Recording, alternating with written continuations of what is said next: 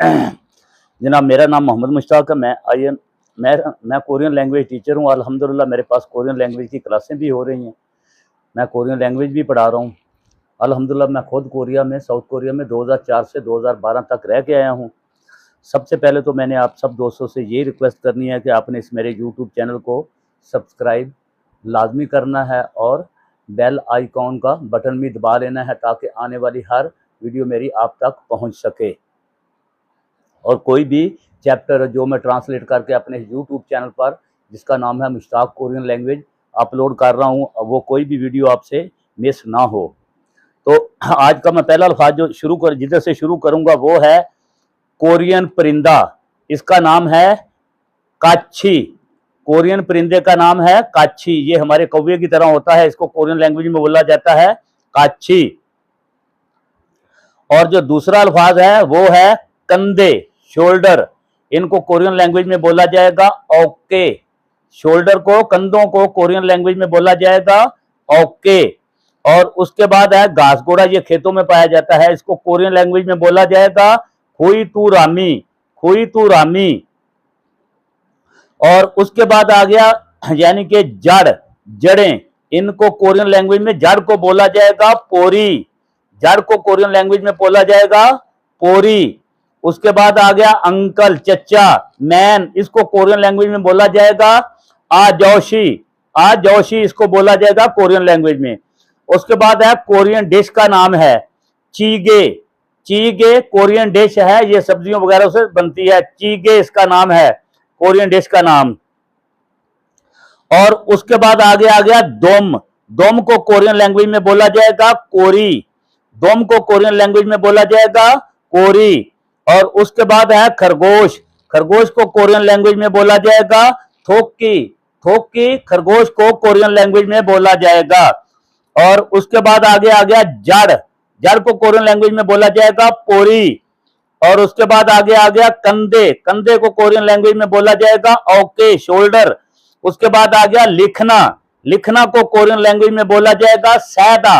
लिखना को Korean language में बोला जाएगा सैदा। और उसके बाद जो आ गया अल्फाज वो आ गया कपड़े।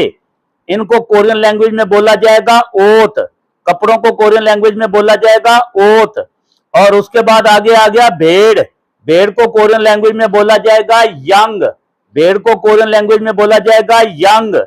और उसके बाद आ गया घर। घर को कोरियन लैंग्वेज में बोला जाएगा छिप, घर। और उसके बाद आ गया आगे मुंह। मुंह को कोरियन लैंग्वेज में बोला जाएगा इप। मुंह को कोरियन लैंग्वेज में बोला जाएगा इप। और उसके बाद आ गया साइनो कोरियन में एक को कोरियन में क्या बोला जाएगा इल। साइनो कोरियन में एक को बोला जाएगा इल। उसके बाद आगे आ गया पत्ता। दरख्तों के जो पत्ते होते हैं पत्ता, इसको कोरियन लैंग्वेज में बोला जाएगा इप। इसको कोरियन लैंग्वेज में बोला जाएगा इप। और उसके बाद आगे आ गया कताब। कताब को कोरियन लैंग्वेज में बोला जाएगा छेक, कताब। और उसके बाद आगे आ गया बाहर। जैसे हम बोल देते हैं घर के बाहर, शहर के बाहर। बाहर को कोरियन लैंग्वेज में बोला जाएगा फाक। फाक बोला जाएगा बाहर को कोरियन लैंग्वेज में। उसके बाद आगे आ गया बादल। बारिश बरसाने वाले बादल, इनको कोरियन लैंग्वेज में बोला जाएगा खूरम। खूरम बादल को कोरियन लैंग्वेज में बोला जाएगा। उसके बाद आगे आ गया पहाड़। पहाड़ को कोरियन लैंग्वेज में बोला जाएगा सन। पहाड़ को कोरियन लैंग्वेज में बोला जाएगा सन। उसके बाद आगे आ गया फूल। फूल को कोरियन लैंग्वेज में बोला जाएगा कोत। फूल को कोरियन लैंग्वेज में बोला जाएगा कोत। उसके बाद आगे आ गया सितारा। सितारे को कोरियन लैंग्वेज में बोला जाएगा फ्योल। सितारे को कोरियन लैंग्वेज में बोला जाएगा फ्योल।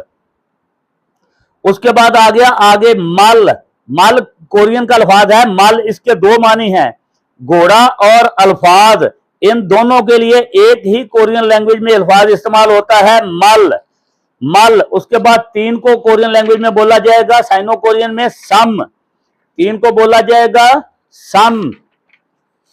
और उसके बाद मैंने कल कुछ जोड़ के साथ अल्फाज आपको बताए थे, वो जोड़ करके, लेकिन आज मैं वही अल्फाज दोबारा इसी वीडियो में ही रिपीट करूंगा। मैं वो अब आपको रवा यानी कि बगैर जोड़ों के बताऊंगा। पहला है स्कर्ट। स्कर्ट को कोरियन लैंग्वेज में बोला जाएगा छीमा। स्कर्ट को कोरियन लैंग्वेज में बोला जाएगा छीमा। उसके बाद नाक को कोरियन लैंग्वेज में बोला जाएगा खो। और उसके बाद शुतुरमुर्ग को कोरियन लैंग्वेज में बोला जाएगा थाजो। और उसके बाद अंगूर को कोरियन लैंग्वेज में बोला जाएगा फोदो। और उसके बाद कैमरा को कोरियन लैंग्वेज में बोला जाएगा खैमेरा। और उसके बाद सकी, ये गेम का नाम है जो बर्फबारी में होती है, इसको कोरियन लैंग्वेज में बोला जाएगा सैखी, सकी। और उसके बाद कॉफी को कोरियन लैंग्वेज में बोला जाएगा कॉफी। और इसके बाद ट्रेन को कोरियन लैंग्वेज में बोला जाएगा खींचा। और इसके बाद पियानो, यानी कि जो बजाने वाला पियानो होता है, इसको कोरियन लैंग्वेज में बोला जाएगा फियानो, फियानो इसको कोरियन लैंग्वेज में बोला जाएगा। इंशाल्लाह आज तक इतनी ही। कल आपकी खिदमत में दोबारा चैप्टर नंबर 1 की, चैप्टर नंबर 1 की मैं कल आपको इंशाल्लाह, यानी कि ओवी, ओवी का मानी वोकैबुलरी, और उसके बाद है मुनबोप, मुनबोप का मानी ग्रामर, और उसके बाद है थेवा, यानी कि थेवा इल डायलॉग नंबर 1। ये कल मैं चैप्टर 1 की आपको आधे चैप्टर की पहली, यानी कि ओवी वोकैबुलरी भी, और उसके बाद ग्रामर भी, और उसके बाद क्या होगा थेवा डायलॉग भी, ये इंशाल्लाह मैं मुकम्मल ट्रांसलेट करके कल वाली वीडियो में इंशाल्लाह ये भी मैं आपको करके दूंगा अपने यूट्यूब चैनल पर। तो आप सब दोस्तों ने मेरे साथ मेरे इस यूट्यूब चैनल को सपोर्ट लाजमी करना है। शुक्रिया जी, थैंक यू। कोरियन लैंग्वेज में बोला जाएगा खोम अप्समिदा, बहुत शुक्रिया, खमसमिदा, शुक्रिया।